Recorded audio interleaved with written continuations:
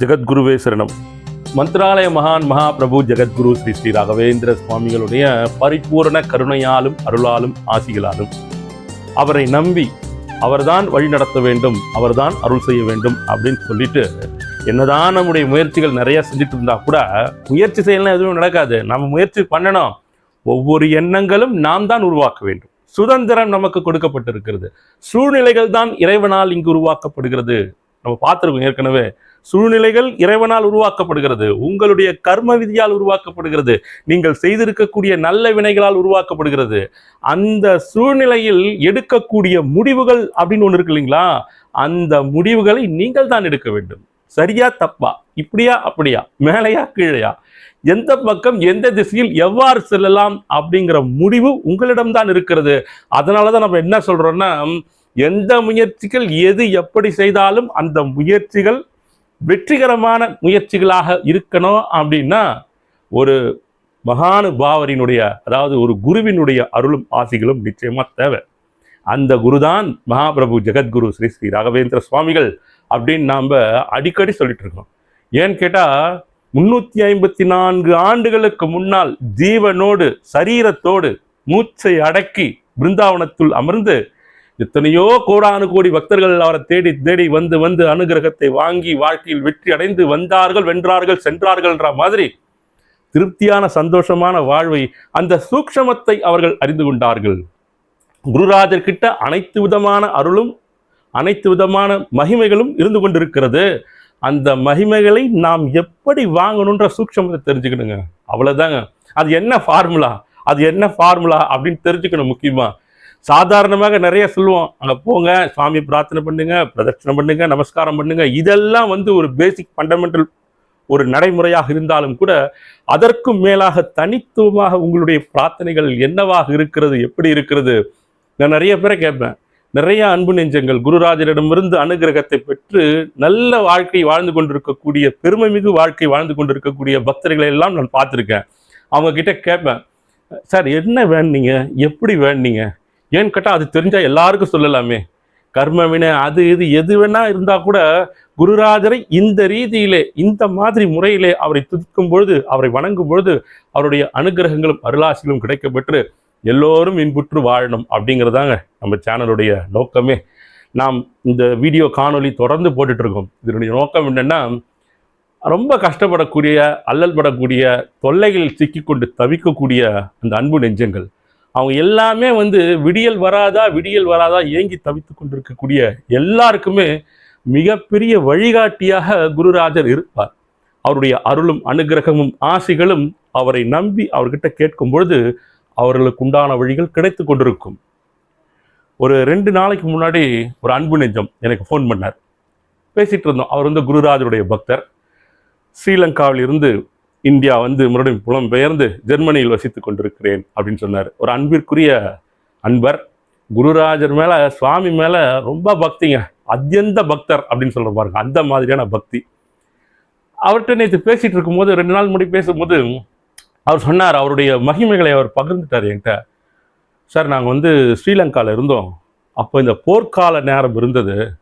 அப்போ நாங்கள் வெளியில் வாசலில் அந்த போர்ட்டிகோன்னு சொல்கிறோம் பாருங்க, அந்த இடத்துல லைட் எரிஞ்சுனே இருக்கும் எப்போவுமே. அப்போ நான் ரொம்ப சிறிய பையனாக இருந்தேன், சின்ன வயசு. அப்போ நான் படுத்துட்டு இருக்கும்போது பார்த்தா ஜன்னல் வழியாக ஏதோ ஒரு உருவம் அப்படி கிராஸ் பண்ணுற மாதிரி இருந்தது. அது அவர் நிறைய சொன்னார். நான் அதனுடைய சாராம்சத்தை மட்டும் உங்களுக்கு சொல்கிறேன். ஒரு உருவம் கிராஸ் பண்ணுற மாதிரி இருந்தது. அந்த உருவம் அப்படி கிராஸ் பண்ணும்போது பார்த்தா எனக்கு அந்த காவி உடை தான் நான் பார்த்தேன். ஆனால் அதுக்கு முன்னாடி அவர் குருராஜரை, அதாவது ராகவேந்திர சுவாமிகளை பார்த்ததில்லை. அவரை பற்றி எதுவுமே தெரியாது. அவர் சொன்னாருங்க, ஒன்று பசில் கேம் மாதிரி அங்கே ஒன்று இங்கே ஒன்று இங்கே ஒன்று வச்சுட்டு எல்லாத்தையும் அடுக்கி கடைசியாக அந்த படத்தை ஒழுங்குபடுத்திடுவார் சார் அப்படின்ற மாதிரி சொன்னார் என்கிட்ட. ரொம்ப அற்புதமாக இருந்தது அந்த உதாரணம். பசில் கேமில் எது எது எங்கெங்கே இருக்குன்னே தெரியாது. அவங்களுக்கு அதாவது கிடைச்சிட்டா அந்த வாழ்க்கை சுபிக்ஷம் ஆயிடும் இல்லையா, சுபம் ஆயிடும் இல்லையா. அது அங்கங்கே தள்ளி தள்ளி மாறி மாறி இடம் மாறி இருப்பதால் தான் ஒரு நல்ல காலமாக இருக்கட்டும், ஒரு அதிர்ஷ்டமாக இருக்கட்டும், ஒரு வேலை வாய்ப்பாக இருக்கட்டும், ஒரு திருமணம் கைகூடுதலாக இருக்கட்டும், ஒரு பிள்ளை பேராக இருக்கட்டும், எத்தனையோ விஷயங்கள் இருக்கு. இது இந்த பசில் கேம் மாதிரி குருராஜர் கிட்ட நாம் நிற்கும் போது அந்த பசில் கேம், அந்த படங்கள் மாற்றி அமைக்கப்பட்ட ஒரு படங்களாகத்தான் அவர் முன்னால் நாம் நிற்கிறோம். அவர் சொன்னதுலேருந்து நான் தான் தெரிஞ்சுட்டேன்.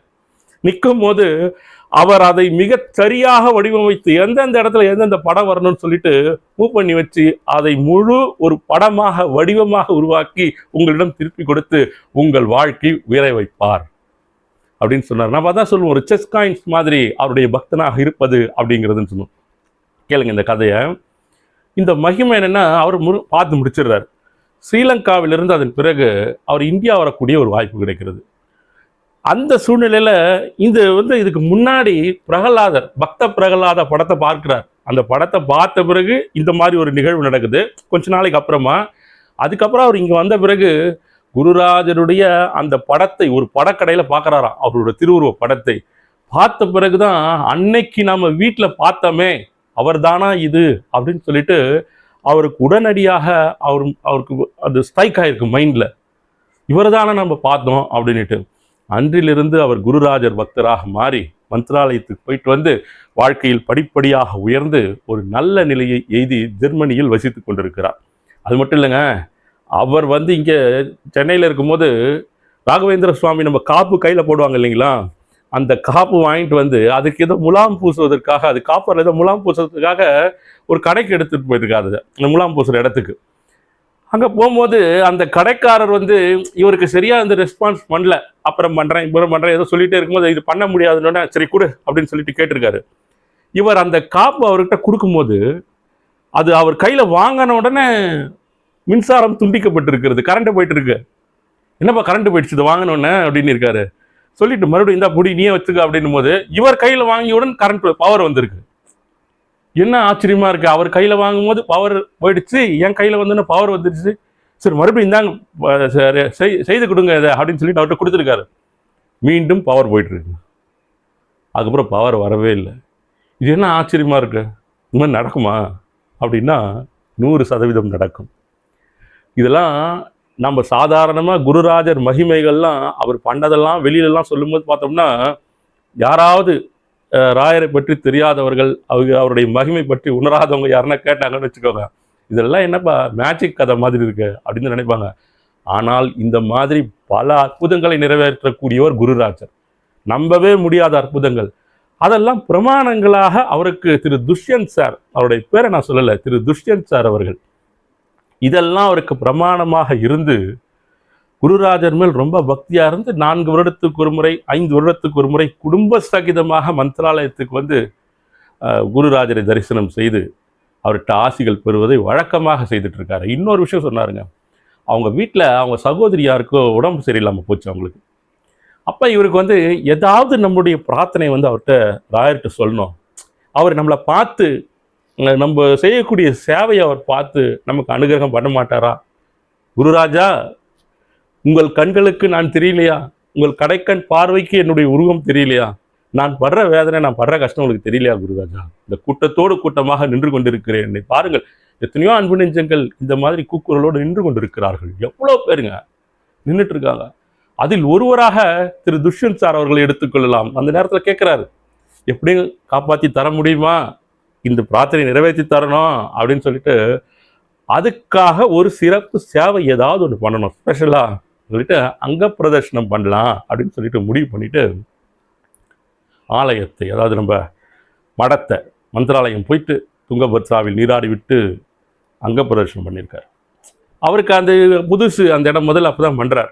எப்போவுமே அப்போல்லாம் பார்த்தீங்கன்னா அந்த காலத்திலலாம் ரொம்ப கற்கள், சிறு சிறு கற்கள் அந்த இடத்துல இருக்கும். பக்தர்கள்லாம் வெளியிலேருந்து உள்ளே வர்றது, ஆத்தங்கரையிலேருந்து வர்றது, அதெல்லாம் சின்ன சின்ன துகள்கள் அந்த இடத்துல இருக்கும். இவர் ரொம்ப சிரமப்பட்டு முடிச்சிட்டார். அவர் படுத்தது தான் தெரியும். அதுக்கப்புறம் அவர் எப்படி அந்த பிரதட்சணத்தை வந்தாருன்னே தெரியல, பிரதட்சணம் பண்ணிட்டாரு. இருந்தாலும் அவருக்கு அந்த சில்னஸ், அந்த கூலிங்கில் ப்ளஸ் அந்த வலி வேறு ஏதோ அந்த துகள்லாம் உடலில் குத்துற மாதிரி ஒரு ஃபீலிங்கோட ராயர் முன்னால் போய் நின்று இரு கரம் கூப்பி ராயரை பிரார்த்தனை பண்ணிட்டு இருக்காராங்க. அவருடைய வேண்டுதலை சமர்ப்பித்து கொண்டிருக்கிறார் ராயர்கிட்ட. அவர் ஒரு பிருந்தாவனத்துக்கு முன்னாடி நின்றுட்டு திடீர்னு பார்த்தா ஏதோ நம்ம நிற்கும் போது ஒரு ஷால் எடுத்து இந்த மயிலிறகால் வருடி விட்ட மாதிரி ஒரு உணர்வு, ஒரு ஷால் அப்படியே மேலே அவர் முதுகில் அப்படியே பட்டு மெதுவாக அப்படியே நகர்ந்து போன மாதிரி ஒரு ஸ்பரிசம். அவர் பட்டவொன்னே சிலிர்த்து போய் திரும்பி பார்த்துருக்காரு. யாருமே இல்லை அந்த இடத்துல. அவர்கள் கூட வந்தவர் கூட இல்லை, யாருமே இல்லை. ஒரு ரொம்ப இதமாகவும் அவருக்கு அந்த அந்த பெயின், அந்த இளம் சூடா இருந்திருக்குது. அவர் மேல பட்ட அந்த ஷால், அந்த அந்த மயிலிறகை போன்ற ஒரு வருடல். அப்போ ரொம்ப நெகிழ்ந்து போனார் அந்த இடத்துல. அப்போ பாருங்க, பிரார்த்தனை எப்படி வைத்தாலும் ஆத்மார்த்தமாக அவர்கிட்ட சமர்ப்பிக்கும் போது அவருடைய அருளும் அனுகிரகம் வந்து கொண்டிருக்கிறது. நான் தான் சொன்னேன் அவர்கிட்ட, சார் நம்ம பிரார்த்தனை பண்ணுறது ஒரு புறம் இருந்தால் கூட அந்த பிரார்த்தனை தொடர்ந்து செஞ்சுட்டே இருக்கும்போது அதற்குண்டான பிரமாணங்கள் ரொம்ப கிடைக்கும் போது அது மிகப்பெரிய பாக்கியம். பிரமாணங்கள்லாம் அவர் இருக்கிறேன்னு உணர்த்தக்கூடிய தருணங்கள் நம்ம வாழ்க்கையில் நம்ம சந்திக்கும் போது அதை விட மகிழ்வு வேறு ஒன்றுமே இருக்காதுங்க. அந்த அளவுக்கு நமக்குள் ஒரு மிகப்பெரிய தைரியம் வந்துவிடும், மிகப்பெரிய பாதுகாப்பாக இந்த வாழ்வை உணர்ந்து விடுவோம். நிச்சயமாக அவர் நமக்கு இருக்கிறார், நம்ம பார்த்துட்டு இருக்கார், நம்மளை வழி நடத்திட்டு இருக்கார். நம்முடைய வாழ்வை அடுத்தடுத்த கட்டங்களுக்கு நகர்த்தி கொண்டிருக்கக்கூடியது அவருடைய அனுகிரகம் தான், அவருடைய அருள் தான், அவருடைய ஆசிகள் தான். அப்படின்றத உங்களுடைய மனசு முழுமையாக அதை உணர்ந்து விட்டால் அதை விட ஒரு மிகப்பெரிய சந்தோஷமே இல்லை. நம்ம கிட்ட இருக்கோ இல்லையோ, வாழ்க்கையில உயர்ந்திருக்குமோ இல்லையோ, அதெல்லாம் விஷயம் கிடையாது. அவர் இருக்கார், அவர் பார்த்துட்டு இருக்கார், அவருடைய பாதுகாப்பில் நாம் சென்று கொண்டிருக்கிறோம் அப்படிங்கிற முழுமையான எந்த எதிர்மறை எண்ணங்களும் இல்லாத உணர்வு உங்களுக்கு வந்துருச்சுன்னு வச்சுக்கோங்க. ஒரு துளி கூட சந்தேகம் இல்லாமல் முழுமையாக அவரை ஏற்றுக்கொள்ளன்னு ஒன்று இருக்கு இல்லைங்களா, அதுதான் வெற்றியை நோக்கி உங்கள் பயணம் நடந்து கொண்டிருக்கட்டும். முழு நம்பிக்கையாக உங்களது பயணம் சென்று கொண்டிருக்கட்டும். குருராஜர் மீது ஆத்மார்த்தமான பக்தியையும் ஆத்மார்த்தமான நம்பிக்கையும் வையுங்கள். இதெல்லாம் நீங்க வச்சுட்டு அவரிடம் பிரார்த்தியுங்கள். அதன் பிறகு நீங்கள் எழுதுவீர்கள் புது வரையறையை. இந்த மாதிரி பிரார்த்தனை பண்ண, இந்த மாதிரி கேட்டேன், மகாபிரபு ஜெகத்குரு ஸ்ரீ ஸ்ரீ ராகவேந்திர சுவாமிகள் எனக்கு அருளினார் அப்படின்னு சொல்லிட்டு நீங்கள் உங்களுக்கு தெரிந்தவர்களுக்கு நிச்சயமாக உங்களுக்கு ஏற்பட்ட அனுபவங்களை நீங்கள் பகிர்ந்து கொள்வீர்கள். அதனால மகாபிரபுவின் அருள் அனைவருக்கும் கிடைக்கணும். எல்லோரும் இன்புற்று வாழ வேண்டும். மீண்டும் அடுத்த பதிவில் சந்திப்போம். நன்றி, வணக்கம். ஜெகத்குருவே சரணம்.